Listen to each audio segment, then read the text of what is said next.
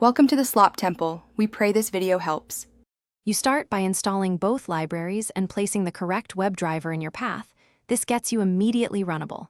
Next, inspect the target page to determine whether data is rendered server-side or with JavaScript. If the HTML already contains the data, you use requests to fetch and parse quickly. Otherwise, prepare Selenium to render. Once done, write a minimal example, 1 requests.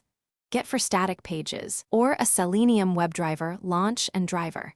Get for dynamic pages to confirm connectivity. Now implement the core logic. For requests, build a session, add realistic headers, set timeouts, and parse response. Text or response. JSON, this is fast and low overhead. For Selenium, instantiate the driver with options, navigate to the URL, and use explicit waits to locate elements reliably, avoid fixed sleeps.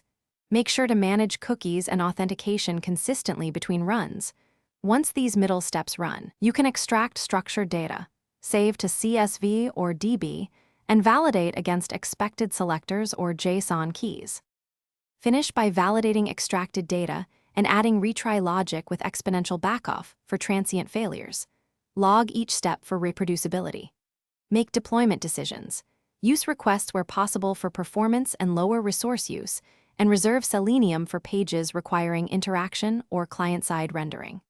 If something breaks, first verify WebDriver and browser versions match, then increase explicit wait time and check for change selectors. If problems persist, capture a screenshot with Selenium to inspect runtime DOM and adjust your selectors accordingly. Thanks for watching. Consider subscribing if we helped you.